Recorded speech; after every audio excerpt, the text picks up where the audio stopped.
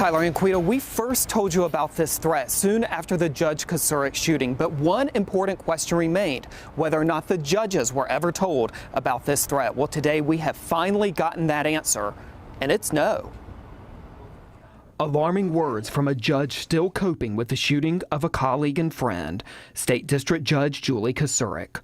A revelation that judges, possibly in the line of fire of a gunman, never even knew to watch their backs. Our security was compromised by not having the information. State District Judge Brenda Kennedy says judges are alarmed and angry no one ever told them about a threat 2 weeks before someone shot Judge Kosurik in the driveway of her Terrytown home. Basically, someone dropped the ball. KVUE News first reported that threat days after the November 6th shooting. This week, newly obtained court documents indicate the girlfriend of a person of interest in the case, Shimini Onyeri, called authorities before the shooting to say she overheard Onyeri making threats about hurting a judge. That call went to a DA investigator who checked it out and did a threat assessment. Kennedy says judges believe that information should have flowed directly to them, no matter if the threat was deemed credible or not. A couple of them wanted to do an investigation of why it is we didn't know. They don't understand why we didn't know. Travis County District Attorney Rosemary Lindbergh says her office opened a full investigation into that threat and passed on the information that they uncovered to the Travis County Sheriff's Office, which provides courthouse security. Now, late this afternoon, a sheriff's spokesman confirmed that his agency did not tell the judges about that threat because it was deemed not credible and did not name a specific judge. Kennedy maintains if the judges knew about the threat, Judge Kosurik may have taken extra precautions. It might have made a difference in the judge's attitude as far as looking at her surroundings and being more careful. Just today, judges met with the courthouse security staff to talk about how to increase security for judges both at work and at home as one of their colleagues continues her recovery at a hospital. Part of the conversation, making sure that when there is a threat against any judge, that the judges are the first to know. So one other important question. If authorities knew that Onyeri had been linked to this threat, why did they not do more, like maybe even arresting him before the shooting? Well, I'm told by sources today that they simply did not have enough evidence to build a case against him at that time. Live at the Criminal Justice Complex, Tony Plohetski, KVUE News. All right. Hundreds of drivers from Austin to Bastrop County tonight are stranded, unable to drive along Highway 71 because of water blocking the busy stretch of road. KVUE's Tony Plohetski made it as far as he could earlier this evening and has this report. Well, it was just 2 weeks ago when it was fire that was blocking Highway 71 near Bastrop, but tonight it is floodwaters that is keeping dozens, if not hundreds of motorists from getting from Austin into Bastrop. The highway is closed in both directions from Wolf Lane to Tucker Hill, and authorities here are telling us tonight that it will likely stay that way through overnight and into the early morning hours. And what that means for dozens of motorists trying to get home tonight from Austin is that they are stuck on the side of the road. Many of them pulled over at a nearby service station, scooping up the last remaining items that they could, like pizza and hot wings, as they try to get home, including this man we spoke to earlier.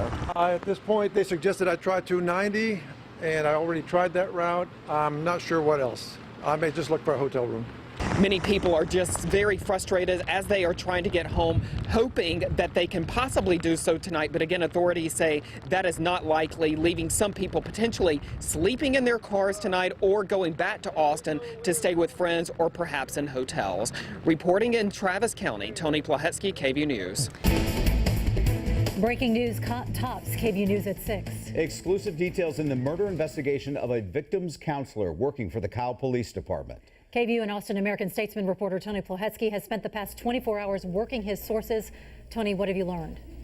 Terry, my sources are telling me that multiple law enforcement employees are being investigated as part of this murder investigation because of their relationship to the victim. And inside APD, at least one officer is on paid leave because his connection is particularly close. It is a crime shrouded in mystery, the shooting death of Samantha Elizabeth Dean. A Bastrop County Sheriff's deputy found the 29-year-old lying on the ground next to her car in a parking lot in Bastrop County last week. Dean died from multiple gunshot wounds and was several months pregnant. Now, new revelations from confidential sources connected to the case that an Austin police officer has been put on paid leave and is thought to be the father of her unborn child. Sources tell KVUE News and the Austin American-Statesman that investigators are awaiting paternity tests from the officer and that he is on leave because of his close relationship to the victim.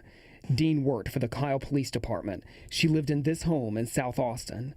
Kyle Police Chief Jeff Barnett was Dean's supervisor, and he spoke to KVUE last week. We were in complete shock of the loss of Samantha because she is so well liked and she's loved in the community. Everybody at work just admires her. APD Chief Art Acevedo told me in a statement, quote, Ms. Dean was involved with the law enforcement community in Central Texas, not only working for the Kyle Police Department, but volunteering for the Austin Police Department. She was also a resident of the city of Austin, and as such, many members of the law enforcement community, both sworn and non-sworn, are being interviewed as part of the ongoing investigation. Over the weekend, Kyle Police and other law enforcement officers from across Central Texas escorted Dean's body to her hometown of San Antonio. Her family has scheduled a funeral for Friday. Now, sources would not name the officer, and Chief Acevedo would not discuss any decision to place an officer on leave. Because her body was discovered in Bastrop County, the sheriff there is the lead investigating agency. But Austin Police, Kyle Police, and the Texas Rangers also are involved, hoping to soon find Samantha Dean's killer. And Tyler and Terry, just 30 minutes ago, the Austin mayor and city council were notified of this development. We know you'll keep us updated, Tony. Appreciate that. And Tyler, there is a small but still very enthusiastic crowd here cheering these couples on. Now, as of 5:30, about 181 marriage licenses have been issued. There's still about 50 couples inside awaiting their license, and that process takes about 20 minutes. Now, couples started showing up almost immediately after the court's decision, many of them saying they had waited decades for the chance to say, I do. The clerk's office was ready, able to issue licenses to up to 5 couples at a time. Now, from here, many of them went to the courthouse downtown, where courtrooms became wedding chapels. Among those getting a license, a couple today, this couple. I live here, I work here, I pay taxes here, and I'm getting married here. Now, the clerk's office will be open for about another 25 minutes today. It will reopen on Monday, and I'm told that next Saturday, July 4th, they will operate special hours from 8 to 5 p.m. on Independence Day. Reporting live in Central Austin, Tony Plohetski, KVUE News. Tyler and Terry, it's what happens when a night of fun here in Austin's entertainment district goes horribly wrong. We found confrontations between bar bouncers and customers are leaving some patrons with serious, life-changing injuries. On a weekend night, Austin's downtown party scene is the place both locals and out-of-towners love to be. But even on a quiet Tuesday night, this can happen. The next thing, to be very honest, that I remember is standing outside with my sweater on my eye, being told that I needed to go get stitches.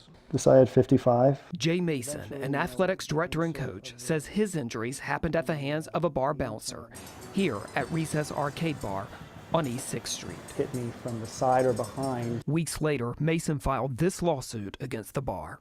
In November, the KVUE defenders first told you about Joey O'Hare, critically injured from what happened to him at Kung Fu Saloon. This video shows him being grabbed by the neck by a man police say is a bar bouncer, then either falling or being dropped, causing a brain injury. Things were going well for me, and in just an instant, everything changed dramatically. Out of 180 reported assaults in the last 3 months, only 9 involved bar bouncers, but those resulted in the most serious injuries, like in this YouTube video that appears to be on 6th Street.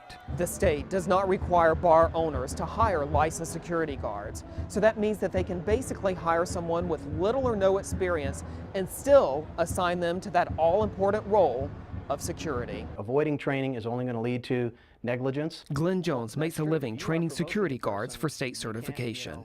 He worked as a bouncer at clubs in Los Angeles, and he knows how volatile situations can become. Often you're having to escort these people out. They're already drunk. Under Texas law, bar employees can remove people who are trespassing, but must use the least amount of force in doing so. And they can still be held criminally and civilly liable if they use too much force. APD Assistant Police Chief Jason Dusterhoff oversees investigations against bouncers. Sometimes these might be where the victim comes to us the next day, where we're going to go back and still get video evidence. A lot of the bars are very cooperative with us, where if they have security systems, they will let us use those and get the footage, and then that usually speaks for itself. This was the week after that. As for Mason, he plans to focus on healing and fighting in court against the man he says hurt him. It's only a matter of time till this gets to a point where someone loses a life, loses a child. The attorney for Recess Arcade Bar, where Mason says he was injured, has filed court papers denying all claims against that bar. Police are still investigating what happened but have made no arrest.